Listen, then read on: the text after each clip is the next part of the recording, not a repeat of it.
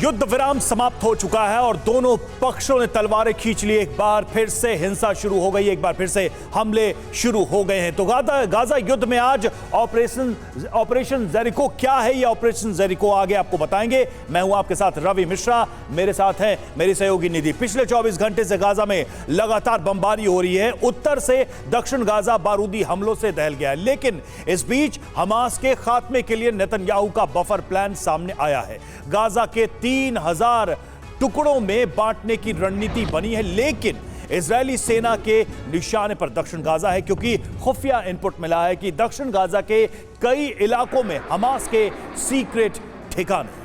जी हां, और इन्हीं ठिकानों में जहां सिनवार से लेकर हानिया छिपा हुआ है, लेकिन इन सब के बीच हमास की तैयारी भी पूरी है। उसने वेस्ट बैंक अपने सबसे विनाशक हथियार को जंग में उतार दिया है। इस इलाके में अगले 1 घंटे तक सारी खबरों को विश्लेषण के साथ समझाएंगे। हमारे साथ तमाम खास मेहमान भी होंगे। बड़ी खबर आपको बता दें, हमास के खात्मे के लिए नई रणनीति बनाई जा रही है।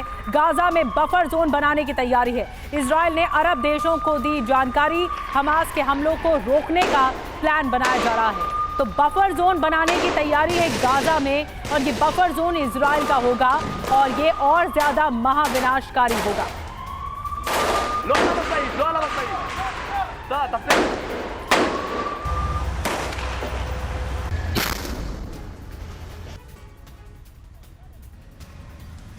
तो बफर जोन की तैयारी महाविनाशकारी, ये क्यों कहा जा रहा है, जल्दी से समझते हैं इस खबर को। प्लान क्या है, सबसे पहले ये जानिए। हमास के खात्मे की ये रणनीति है। गाजा सीमा पर बफर जोन तैयार करने की तैयारी की प्लानिंग है नेतन्याहू की। और ये जगह कौन सी होगी बफर जोन के लिए? तो सीमा पर फिलिस्तीनी इलाके में बफर जोन बनाया जाएगा। उत्तर से दक्षिण तक बफर जोन की तैयारी है, ताकि इजरायल को भविष्य में सुरक्षित रखा जा सके। रणनीति क्या है? भविष्य में हमास हमला न कर पाए, इसीलिए इस बफर जोन को तैयार करने की नीति बनाई गई है। जरूरी कुछ बातें जिन पर गौर करते हैं।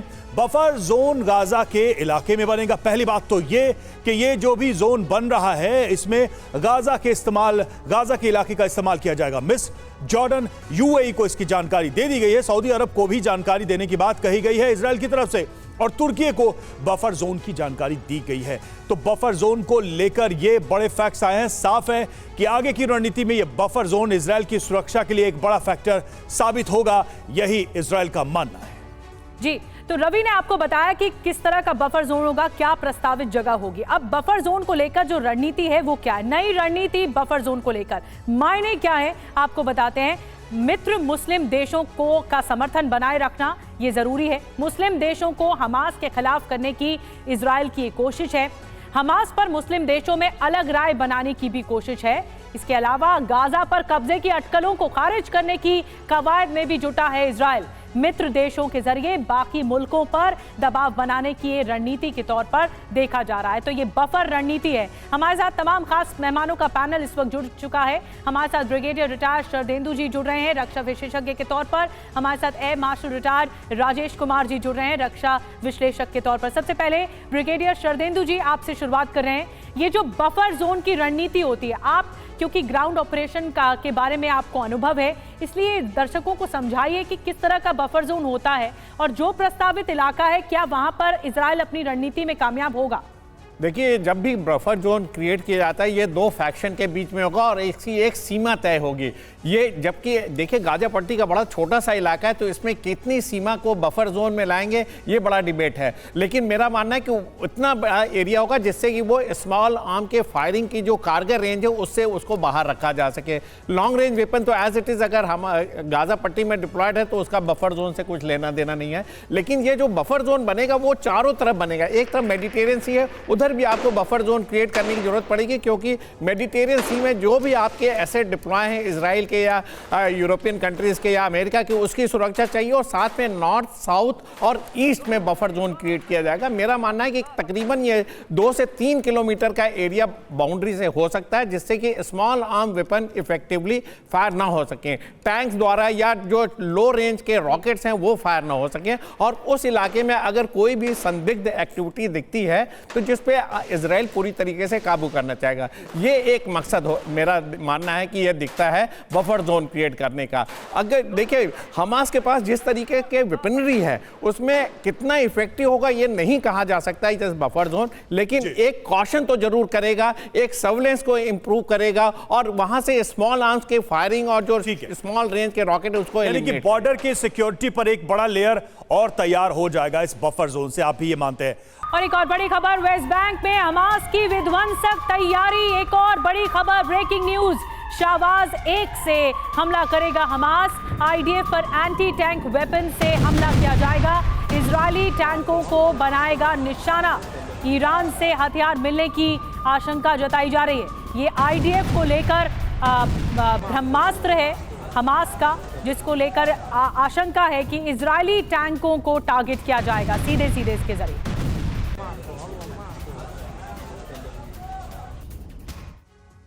और आइए समझते हैं हमास का ऑपरेशन शाहबाज 1 क्या है हमास का ये ऑपरेशन। सबसे पहले आप देखिए हमास का नया विध्वंसक हथियार और इसी के जरिए हमले का ये ऑपरेशन अंजाम दिया जा रहा है। इजरायली टैंक को इससे निशाना बनाया जाएगा। वेस्ट बैंक में इसका इस्तेमाल हमास करेगा।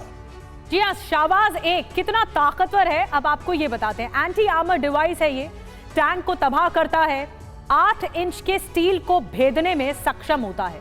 अब इसका इस्तेमाल कहां? इराक में अमेरिकी बेस पे हमले में इसका इस्तेमाल हुआ। इराकी मिलिशिया ग्रुप ने इसका इस्तेमाल किया। लेबनान से इजराइल पर हमले में इसका इस्तेमाल किया गया। तो ये बड़ा सवाल है रवि कि किस तरह से शाहबाज एक कारगर हथियार हमास के पास है। बिल्कुल, ये कोशिश की जा रही है हमास के द्वारा कि एक बार फिर से प्रहार किया जाए। लेकिन राजेश सर, सवाल यही है कि क्या हमास अपनी आखिरी जंग लड़ रहा है यहां पर? ठीक है, ये वेपन्स, ये हथियार, ये रॉकेट हमले, ये सब तो वो पहले भी करके देख चुका है। उसका अंजाम क्या हुआ ये दुनिया ने भी देख लिया। क्या माना जाए, ये लास्ट बैटल ग्राउंड है हमास का जहां पर वो आखिरी जंग लड़ रहा है और वो भी हारी हुई जंग लड़ रहा है। रवि, देखिए अभी भी हमास के पास कुछ रेजिडुअल कैपेसिटी है। जिस तरह से उन्होंने कल रात को रॉकेट दागे हैं, इसका मतलब अभी भी उनके पास जो भी उनका स्टॉक पाइल है, जो उनकी सुरंगों में है, वो अभी तक ख़त्म नहीं हुआ है। और चिंताजनक बात यह है कि अगर वो नए एंटी टैंक वेपन ईरान से सप्लाई लेकर के और वेस्ट बैंक में एक और फ्रंट खोल दे तो इजराइल की मुश्किलें बढ़ सकती हैं। तो मैं ये मानना चाहूँगा कि ईरान को भी समझ लेना चाहिए कि अगर वो इस तरह से वेस्ट बैंक में एक फ्रंट इजराइल के लिए खोल देगा और आर्म्स की सप्लाई वहाँ जारी रखेगा तो उसके ऊपर भी डायरेक्ट अटैक हो सकता है। तो ये तो जंग जो है वो फैलने का जो डर है वो सत्य में बदल सकता है। लेकिन मैं ये कहूँगा कि अभी उनके पास ये वेपन है नहीं, पर अगर आ जाएंगे तो जंग का जो रुख है वो बदल भी सकता है। क्योंकि यूक्रेन में जब शुरू में यूक्रेनियन ने रूसी टैंक ऐसे दागे थे तो रशिया को भी अपने टैक्टिक्स बदलने पड़े थे। तो इसका क्या अंजाम होगा जब इनके पास कुछ मात्रा में ये हथियार आ जाएगा, तभी जाके अब हमें पता चलेगा कि आगे इस जंग का रुख क्या होगा। कह रहे हैं कि वर्तमान में जब ये आ जाएगा और हमले तेज कर दिए जाएंगे तब पता लग पाएगा कि हमास कितना ताकतवर है इस हथियार के जरिए। और वॉर जोन में पहुंचे इजरायली रक्षा मंत्री भी। एक और ब्रेकिंग न्यूज, अपाचे हेलीकॉप्टर से देखे हमास पर हमले। इजरायली वायुसेना ने गाजा में बम गिराए हैं और इसी का ही देखा गया, इसी की समीक्षा की गई। योव गैलेंट ने हमलों की निगरानी की है। आप देख रहे हैं तस्वीरें जिसमें आपको हम दिखा रहे हैं इजरायली रक्षा मंत्री को, जो खुद अपाचे हेलीकॉप्टर से उन्होंने सफर किया और हमास पर जो हमले हुए हैं इजराइल की तरफ से उस हमले का जायजा लिया गया। इजरायली वायुसेना ने गाजा में किस तरह के बम गिराए हैं, इन सब की समीक्षा कर रहे हैं।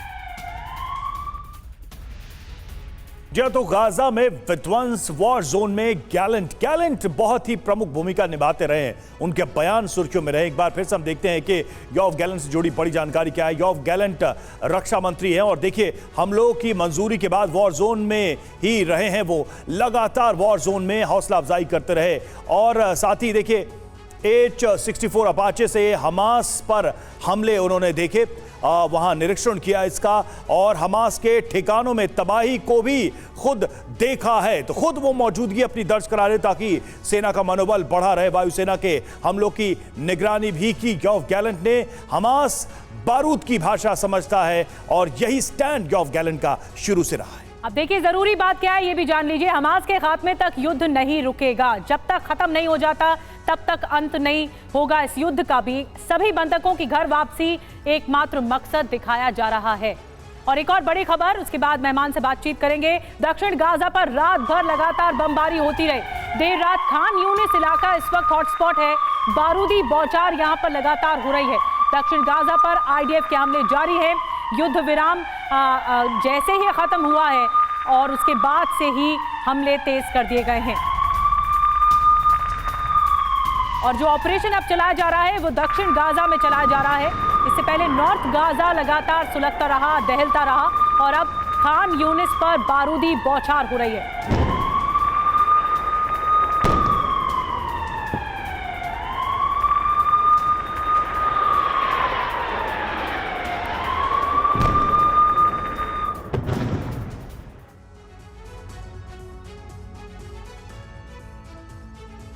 तो दक्षिण गाजा पर लगातार ये हमले चल रहे हैं, इसकी तस्वीरें अभी हम देख रहे हैं शरदेंदु सर। लेकिन एक सवाल यहां पर यह बनता है कि धीरे धीरे ये सब कुछ नैरो होता जा रहा है साउथ गाजा की तरफ, और ये जो नैरो होता जा रहा है वॉर जोन, इसको किस तरह से आप देखते हैं? ये क्या हमास के लिए देखा जाए कि इजराइल की जो प्लानिंग थी वो सक्सेसफुल होती जा रही, भागने का कोई रास्ता नहीं बचेगा और धीरे धीरे जीरो इन कर रहा है आईडीएफ हमास को? देखिए बिल्कुल आपने सही कहा। पहले नॉर्थ गाजा हुआ, गाजा सिटी हुआ और अब ये आक्रमण देखिए साउथ गाजा की तरफ बढ़ रहा है और जिसमें खान यूनिस और राफा जो ट्रांजिट पॉइंट है उस इलाके में आज की डेट में बमबारी जा रही।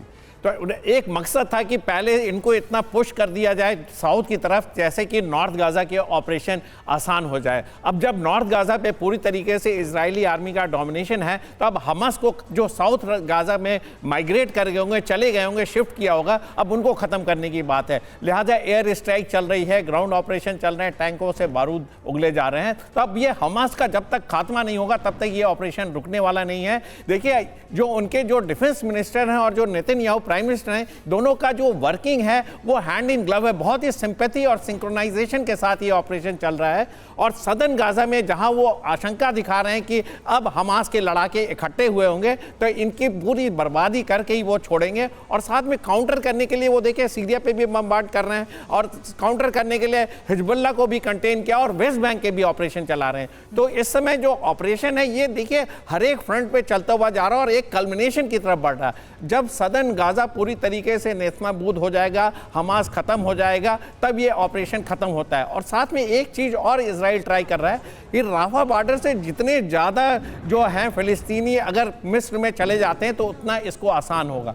छोटे से इलाके में तकरीबन 20 लाख की पॉपुलेशन वहाँ कैसे रह रही है, क्या कर रही है, उनका क्या मेडिकल स्टेटस है, कहाँ कहाँ उनके हमास के लड़ाके हैं, इनको पकड़ना थोड़ा मुश्किल काम है। लिहाजा इस समय उनको बिल्कुल प्रिसीजन स्ट्राइक करने की जरूरत है जिससे कि जान माल का कम से कम नुकसान। बिल्कुल बड़ी बात आप कह रहे हैं ब्रिगेडियर शरदेंदु जी। पिन पॉइंटेड अटैक अब ये इस वक्त जो युद्ध का लम्हा है कि टारगेट कर कर अटैक करना ये बहुत जरूरी है। और एक और बड़ी खबर इस बीच बता दें, कतर में बेदखल हो सकते हैं हमास नेता। ये बहुत बड़ी खबर है। हमास पर कार्रवाई ले सकता है कतर। हमास पर एक्शन के लिए अमेरिकी दबाव लगातार कतर पर सामने आ रहा है और कतर पर हमास से संबंध तोड़ने का आरोप है। अमेरिकी दबाव, अमेरिकी प्रेशर के तहत ये बड़ा एक्शन संभव है। और आइए समझते हैं कि कतर पर कैसे हमास की वजह से दबाव बढ़ रहा है और आने वाले समय में क्या कुछ संभव है। इस वक्त आपको बताते हैं कतर से बेदखल होगा हमास। खास बात क्या है, हमास चीफ समेत संगठन के कई बड़े नेता कतर में ही रहते हैं। 7 अक्टूबर के बाद जब हमला किया हमास ने, उसके बाद अमेरिका ने कतर से हमास को हटाने के लिए कह दिया है। इजराइल ने अपने आने वाले समय में कतर से निपटने की भी बात कही गई है। बिल्कुल, और लेकिन कतर के लिए ये चुनौती भी है, कैसे बंधकों का मामला निपटते ही कतर पर दबाव और बढ़ेगा। लगातार ये दबाव बढ़ना शुरू भी हो चुका है। और देखिए, कतर में हमास की मौजूदगी है। हमास लीडरशिप ने 2012 में कतर में ठिकाना बनाया था और तब से वहीं से सारे ऑपरेशन को मॉनिटर और लीड किया जा रहा है। सीरिया में सिविल वॉर की वजह से ऐसा किया गया था हमास के द्वारा। कतर की इसमें रणनीति क्या हो सकती है? प्रॉक्सी हथियारबंद संगठनों के जरिए दुश्मन पड़ोसियों को परेशान करना, यह रणनीति रही होगी और इसी वजह से शरण दी गई होगी। लेकिन अब देखिए, कतर पर दबाव बढ़ता दिखाई दे रहा है। राजेश जी, आप कैसे देखते हैं कि जो कतर की रणनीति है, जिस हिसाब से वो आगे बढ़ रहा है, क्या वो दबाव इस दबाव के तहत, अमेरिकी दबाव के तहत कार्रवाई करेगा हमास पर? देखिए, कतर की जो रणनीति रही है, जो उनकी स्ट्रेटजी रही है, मेरे को तो समझ में नहीं आई, क्योंकि शुरू में वो एक leadership role as a spokesperson Arab world के बनना चाहते थे, इसलिए उन्होंने अल जजीरा नेटवर्क को जन्म दिया। और जब अल जजीरा नेटवर्क इतना पॉपुलर हुआ, तब उनको लगा कि शायद उनकी जो ये नीति है वो काम कर रही है। फिर उन्होंने मुस्लिम ब्रदरहुड को सहारा दिया और उससे उनको काफ़ी नुकसान हुआ, उनकी ये जो डिप्लोमेसी थी। तो और देखते हुए, और फिर जब उन्होंने 2012 में पहले उन्होंने शरण दी इस शहर को देके कि सीरिया में सिविल वॉर है और जो है वहाँ की जो गवर्नमेंट है वो लोगों के ऊपर वॉर कर रही है, तो उन्होंने ले लिया। लेकिन अब उनको वापस कर देना चाहिए था इस समय से। मेरे ख्याल से ये जो उनकी नीति है कि उन्होंने हमास को इतनी देर तक शरण दे रखी है, ये उनके लिए कारगर साबित नहीं होगी और कुछ ना कुछ इसका खामियाजा तो उनको भुगतना पड़ेगा। ये स्थिति बिल्कुल कतर के एक तरीके से दुविधा में फंसने वाली है, क्योंकि मुस्लिम देशों के निशाने पर भी आ सकता अगर वो हमास के खिलाफ कोई कार्रवाई करता है, क्योंकि हमास को समर्थन भी कई इस्लामिक देशों ने दे रखा है। और देखिए, सीज फायर पर अमेरिका का हमास पर आरोप, युद्ध विराम टूटने के लिए हमास जिम्मेदार है। व्हाइट हाउस के प्रवक्ता जॉन किर्बी ने बयान दिया है, हमास ने बंधकों की लिस्ट नहीं सौंपी।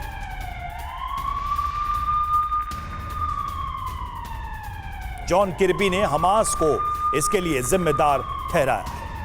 गाजा में विनाश, गुनहगार हमास। आइए कुछ और डिटेल में आपको बताते हैं कि जॉन किर्बी की तरफ से क्या क्या बयान अब तक सामने आए हैं। जॉन किर्बी ने कहा कि हमास की वजह से ये युद्ध विराम टूटा है, क्योंकि युद्ध विराम टूटने की एकमात्र वजह ही हमास था। बिल्कुल, हमास ने बंधकों की लिस्ट नहीं तैयार की जिसके लिए उससे कहा गया था, और जंग से फिलिस्तीनी लोगों पर खतरा लगातार बढ़ा हुआ है, क्योंकि फिलिस्तीन को कवर की तरह इस्तेमाल कर रहा हमास। जी हां, हमारी कोशिश फिर से युद्ध विराम की है। अमेरिका ये चाहता है कि युद्ध विराम हो। इजराइल, मिस्र और कतर से बातचीत भी जारी है। देखिए, अमेरिका मध्यस्थ बनने की कोशिश में लगा हुआ है। कुछ जरूरी बातें उन पर गौर करते हैं। सीजफायर टूटने से पहले एंटनी ब्लिंकन तेल अवीव में मौजूद थे। एंटनी ब्लिंकन ने दोनों पक्षों से इस पर चर्चा भी की थी। जी हां, इजराइल ने हमास के खात्मे का इरादा साफ कर दिया था कि इजराइल यही चाहता है, जब तक अंत नहीं हो जाता तब तक कुछ नहीं होगा। शरदेंदु सर, मैं आपके पास आ रही हूं, क्योंकि अमेरिका ने तो ये साफ कर दिया है कि हमास की वजह से ही युद्ध विराम टूटा। अब अमेरिका इस कवायद में है कि कैसे भी युद्ध विराम हो और बंधक छूटे। प्राथमिकता यहीं पर आकर अटक जा रही है। देखिए, अमेरिका का जो स्टैंड है, इस एंटनी ब्लिंकन साहब वहाँ तेल अवीव में मौजूद थे जब सीज फायर खत्म हुआ। तो मेरा मानना है कि ये इनके निगरानी में इजराइल ने फिर से ऑफेंसिव शुरू किया है, और जिस आक्रामकता के साथ ये स्ट्राइक हो रही है उसमें एंटनी ब्लिंकन की कॉन्सेंट है, अमेरिका की कॉन्सेंट है, और दोनों जो इजराइल और अमेरिका एक हैंड इन ग्लव की तरह इस ऑपरेशन में काम कर रहे हैं और हमास का खात्मा करने के लिए पूरे कटिबद्ध हैं। और सेकेंड चीज़ ये है कि अमेरिका जो है ह्यूमैनिटेरियन फेस पूरे वर्ल्ड के सामने पेश कर रहा है, लेकिन आप पूरी तरीके से इजराइल के साथ अगर खड़े हो जाते हैं तो आपकी जो अहमियत है वो थोड़ी रिस्ट्रिक्टेड हो जाती है। मेरा मानना है कि अमेरिका को एक निष्पक्ष रूप से काम करना चाहिए चाहिए। और कतर और मिस्र और अमेरिका, ये जो 3 कंट्री का जो ट्रायो बना है, एक अच्छा ट्रायो है। सीज फायर आपने 1 हफ्ते के लिए किया था, इसको फर्दर एक्सटेंड किया जा सकता है और जिससे कि आपके बंधकों की रिहाई हो सके। और ये हमास का खात्मा देखिए कैसे करेंगे जब वो 20 लाख की पॉपुलेशन में पूरी तरीके से मेल्ट अवे कर चुका है। और जहां तक रॉकेट्स के जो हमले हो रहे हैं हमास के द्वारा, ये खत्म किए जा सकते हैं। उसके लिए स्पेशल ऑपरेशन चलाया जा सकता है, आइसोलेट किया जा सकता है, search and destroy operation type की कार्रवाई की जा सकती है। लेकिन ये जो 3 कंट्री का ट्रायो बना है, इससे सीज फायर को आगे आप ले आएं और बंधकों की रिहाई करवाएं। जी बिल्कुल, लेकिन अभी भी ये चुनौती बनी हुई है कि बंधकों की रिहाई कैसे हो। इसको लेकर देखिए गतिरोध आगे बढ़ चुका है और वेस्ट बैंक में इजरायली ऑपरेशन इस बीच तेज हो गया है। वेस्ट बैंक के जेनिन में हमास की रेड, आईडीएफ ने हमास लड़ाकों को गिरफ्तार किया है। इलाके से हिंसक झड़प की भी खबरें सामने आ रही हैं। और इस बीच गाजा युद्ध में परमाणु प्रहार की संभावना, वॉर जोन के सूत्रों के हवाले से ये बड़ी खबर सामने आ रही है। इजरायल कभी भी गाजा पर परमाणु हमला कर सकता है। अमेरिका से इजरायल को मंजूरी मिली, सूत्रों के हवाले से खबर। युद्ध विराम के बाद ऑपरेशन जेरिको शुरू। तो इजरायली सेना किसी भी वक्त गाजा पर एटम बम फोड़ सकती है। अगर ऐसा हुआ तो गाजा में कितना बड़ा विनाश होगा, इसे जानने और समझने की जरूरत है।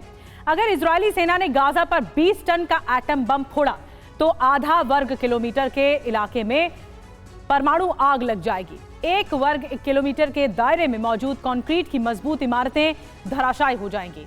9 वर्ग किलोमीटर की एरिया में आम लोगों के घर तबाह हो जाएंगे। 6 वर्ग किलोमीटर में न्यूक्लियर रेडिएशन फैलेगा, जिससे बहुत बड़ा विनाश होगा। 15 वर्ग किलोमीटर के इलाके में थर्मल रेडिएशन फैलेगा। ये रेडिएशन जीवन के लिए बहुत ही खतरनाक साबित होगा। सबसे डरावना आंकड़ा यह है कि जिस वक्त एटम बम का विस्फोट होगा, सिर्फ उसी वक्त एक झटके में 1,82,000 लोगों की जान चली जाएगी। एक झटके में ही 1,87,00,000 लोग घायल हो जाएंगे। ऐसा इसलिए क्योंकि गाजा का इलाका छोटा है, लेकिन आबादी काफी ज्यादा और घनी है। तो विनाश की यह कल्पना ही डराने वाली है। गाजा युद्ध में एटमी बम क्यों, यह भी समझना जरूरी है। क्यों इसकी चर्चा हो रही है, क्यों यह बार बार एटम थ्रेट वापस आ रहा है। 5 बड़ी वजहें। पहली, लंबा खिंचता युद्ध एक बड़ी वजह है, क्योंकि युद्ध उम्मीद से ज्यादा लंबा खिंचता नजर आ रहा है। दूसरी वजह, गाजा में नरसंहार। और तीसरी वजह, अमेरिका पर अरब देशों का दबाव। लगातार ये दबाव बढ़ता जा रहा है। चौथी वजह क्या है, इजरायल पर अमेरिका का दबाव। और 5वीं वजह है इजरायल के खिलाफ ग्लोबल गुस्सा। तो नाराजगी इजरायल के खिलाफ बढ़ती जा रही है और यही वजह है कि इसकी संभावनाएं भी बढ़ती जा रही है। और देखिए, इजरायल जंग पर एंटनी ब्लिंकन का बयान सामने आया। जंग के विस्तार को रोकना चाहते हैं, ये कहा है ब्लिंकन ने। सभी के लिए शांति का रास्ता तलाश कर रहे हैं, क्षेत्र में शांति स्थापित करना चाहते हैं, एंटनी ब्लिंकन का बयान। राजेश सर, ये जो संभावनाएं बार बार आती है और बार बार घूम फिर के एटम बम की बात होने लगती है, परमाणु हमले की बात होने लगती है। गाजा तो पहले से ही विनाश की कगार पर बैठा हुआ है। इन संभावनाओं या इन खबरों में आपको कितना दम लगता है? देखिए, ये जो 5 वजह बताई गई हैं, इनमें से 3 वजह तो अगर एटम बम होता है तो और भी ज़्यादा इजराइल के खिलाफ हो जाएंगी। मेरे हिसाब से इजराइल इतनी जल्दी एटम बम का इस्तेमाल नहीं करेगा। देखिए, और अगर ये तो हमने दिखाया 9 वर्ग किलोमीटर, 15 वर्ग किलोमीटर वगैरह वगैरह, पर गाजा इतनी छोटी जगह है, साथ में इजराइल है, पूरा फॉल आउट, विंड्स वेस्टर्ली हैं, पूरा फॉल आउट जो है वो इजराइल के ऊपर आएगा। तो ये कहना मतलब अगर मैं समझूं कि परमाणु हथियार इस्तेमाल करने की जो सबसे गलत जगह है वो गाजा है, क्योंकि उसका असर इजराइल पर भी काफ़ी ज़ोर से पड़ेगा। तो अगर इजराइल परमाणु हथियार इस्तेमाल करेगा तो वो ईरान के खिलाफ इस्तेमाल करेगा, गाजा के खिलाफ नहीं। ये एक थ्रेट है, ये एक पोस्चरिंग है, क्योंकि इजराइल पर इतना ज्यादा गुस्सा है और उनसे कहा जा रहा है कि नरसंहार ना हो। इस कदर है कि अगर ये एटम बम का इस्तेमाल होता है तो फिर इतना विनाश होगा कि संभाल ही नहीं पाएगा फिर अमेरिका। बहुत बहुत धन्यवाद आपका भी और शरदेंदु सर आपका भी इस चर्चा के साथ जुड़ने के लिए।